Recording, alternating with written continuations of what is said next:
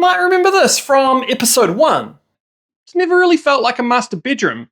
So what's holding this room back? This, the door swinging straight into the room. Awkward circulation. The bedroom door currently swings straight into the room, landing right in the middle of the space and clashing with the bed and radiator.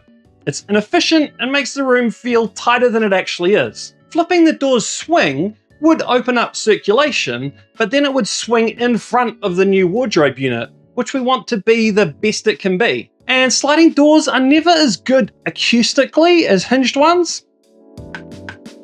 A pocket or cavity sliding door. To reduce sound transfer, the pocket structure will be filled with insulation and the internal walls of the room upgraded with sound insulating bats.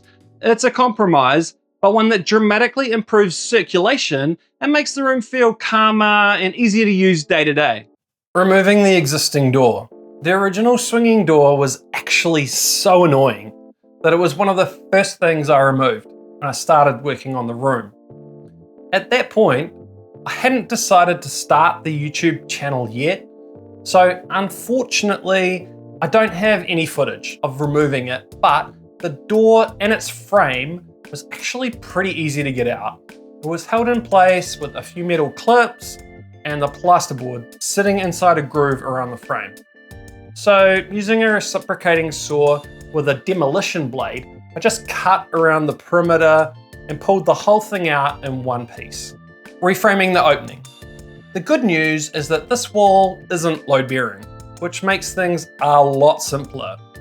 No temporary props, no structural lintel. You still need to frame a proper opening, but the timber can be smaller. In my case, a couple of 90x45s or 2x4s did the job nicely. Of course, this is a renovation, so nothing's ever quite as simple as you think. The light switch problem. The first issue was the light switch. It was on the wrong side of where the new opening needed it to be. So I had to cut a hole in the ceiling to access the cables and move them. Not a big deal, the ceiling is getting replaced anyway, but not just yet. So I temporarily patched the hole using some building underlay. If you do need to relocate a light switch or power outlet during a renovation, this can sometimes add some serious drama. Any electrical installation can have multiple wires attached. One feeding it power, one or more feeding power elsewhere, and for a switch, the wire going to the lights. If you need to relocate power, do some investigations, try and work out where all these wires might be and where they might need to go.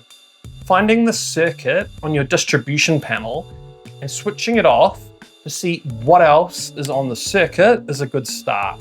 Knowing what else shares the circuit might give you a clue to where your wires might be running in your walls, ceilings, or floors. Wires can't simply be lengthened, they can only be junctioned at a fixture or inside a junction box. Typically, a junction box will be needed or a wire replaced to relocate a fixture. An extra power outlet you don't need can be better than an ugly junction box. The bigger the project, the easier. Some of this can become as you gain access to the wall framing, exposing the wires you need to relocate or replace. Spending time planning any electrical changes ahead of time is a pro move. Moving a fixture could end up more hassle than it's worth. There's a reason you sometimes find light switches behind doors. The other challenge was timing. I wasn't ready to install the door yet, and having the bigger opening created for the pocket door was actually really helpful during the renovation. But the opening sits above the stair void, so leaving it open would have been a bit of a hazard. So I temporarily fixed the pocket door pocket into place just to close things up safely. Later on, once I started lining with plasterboard, I left this wall until last and then installed the pocket door pocket properly. Installing the pocket door frame. This was actually my first time installing a pocket door, cavity slider, whatchamacallit, so I had to read the instructions a couple times. In the end, it was pretty straightforward. When framing the opening, you normally leave about 10 millimeters or half an inch of extra space on each side and at the top. That way you can use packers to get everything perfectly level and aligned. The unit comes in pieces that you assemble first. First, the track gets fixed to the top of the pocket, then the closing jamb attaches to the end of the track. Only do this once you're ready, as it's very flimsy until it's installed. The assembled unit goes into the framed opening, checking alignment and level. I fixed the pocket first and then the closing jamb. Okay, well, that's what I should have done.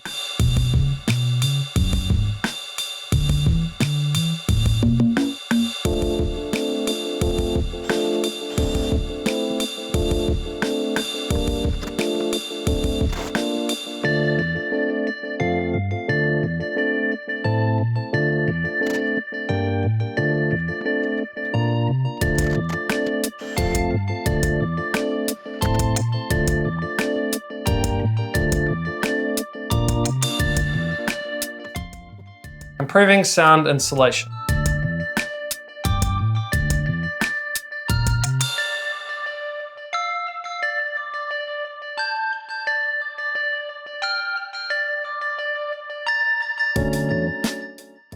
One downside of pocket doors is that they're not great acoustically. There are usually more gaps around them compared with a traditional hinged door. So I decided to try something simple to reduce sound transfer. I bought a sheet of 10mm expanded polystyrene, EPS, and cut pieces to fit between the pocket framing. Using plasterboard adhesive, I fixed the EPS panels in place. I can't say for certain how much difference this makes acoustically, but it was cheap, easy to do, and it should help a bit in theory. If you try this yourself, just make sure everything is well secured. You definitely don't want EPS panels coming loose inside the pocket and jamming the door. Installing the door.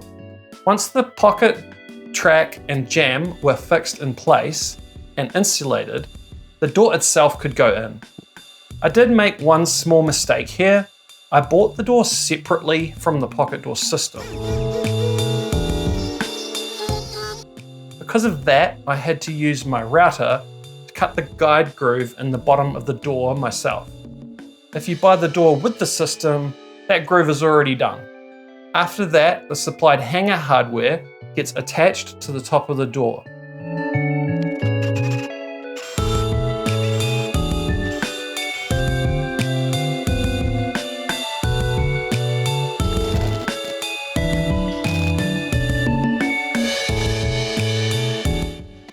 Then you slide the carriages into the track.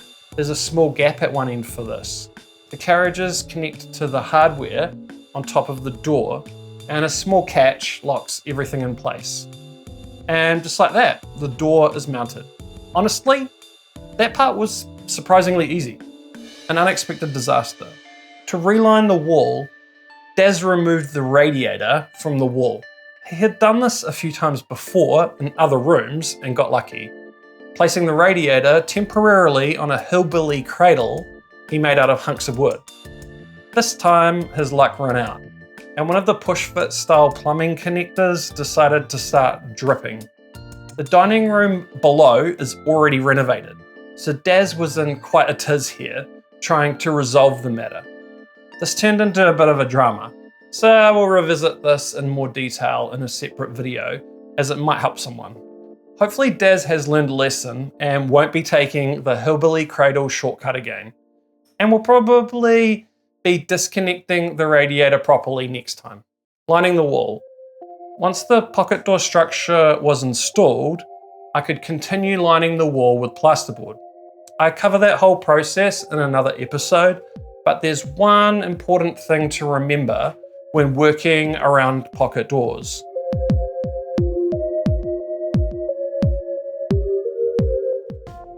Avoid using screws or nails that could penetrate into the pocket.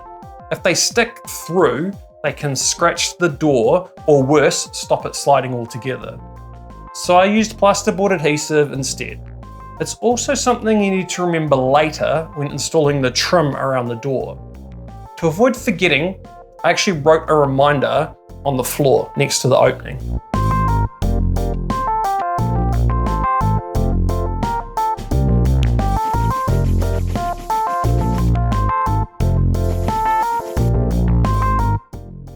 Installing the trim. When it came time to install the trim, I used one of my favourite finishing tricks. I paint the trim first before installing it. That way, I don't have to cut paint lines against the trim afterwards. The pocket door kit includes 2 pieces of removable head trim. These allow you to remove the door later if needed. I attached those pieces to the top trim first so they can come out together. Holding trim in place while glue dries would be a pain, so I checked my trim nails, confirmed they were short enough that they wouldn't breach the pocket. They go through the trim, through the plasterboard, and just into the frame. So I nailed everything in place except the removable headpiece. The head trim is held in with 2 screws from underneath. The kit included little white plastic plugs for the screws, but since the trim is black, I binned those. I'll probably just paint the screw heads black later. Even with my borderline OCD, I don't really bother me yet. That's Kiwi Daz, just a quick update. I have half trimmed it. The other half of the trim is on the ground there, all painted. Already done the sides to the door. And so there's a little bit of base trim here and the top of the door. This piece of trim at the top here will actually nail just onto this piece of trim here, which is removable, so that you can actually get this door out in the future. Punch a few of these, putty up the holes. Bob's your uncle, and we're looking really good. Installing the handle and catch. The final step was installing the handle and privacy latch. The hardware set includes a finger pull on the edge of the door and a privacy latch so it can lock from the inside. I drilled the required holes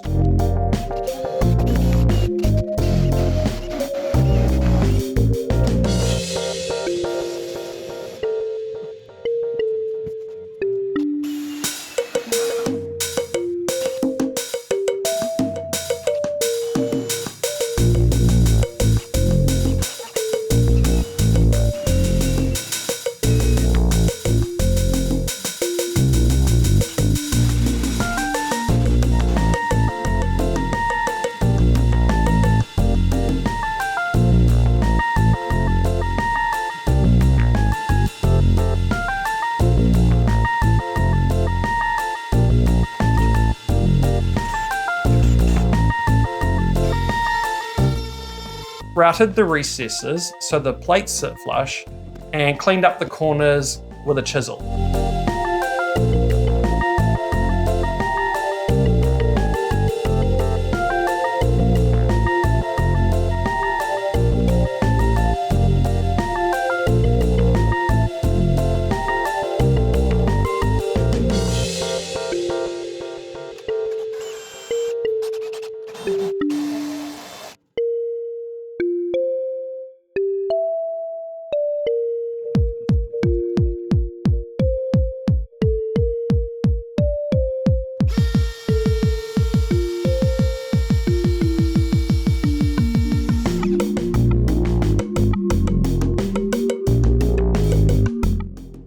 To locate the strike plate in the jamb, I used a simple trick.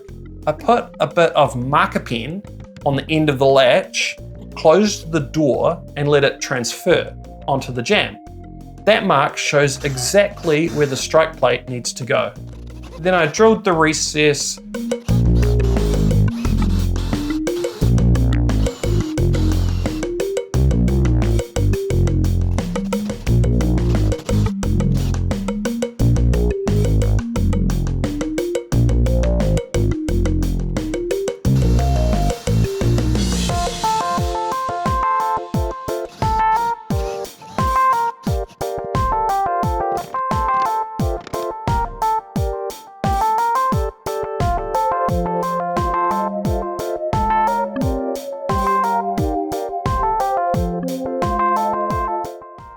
routed it out, installed the strike plate, and that's the pocket door, finished.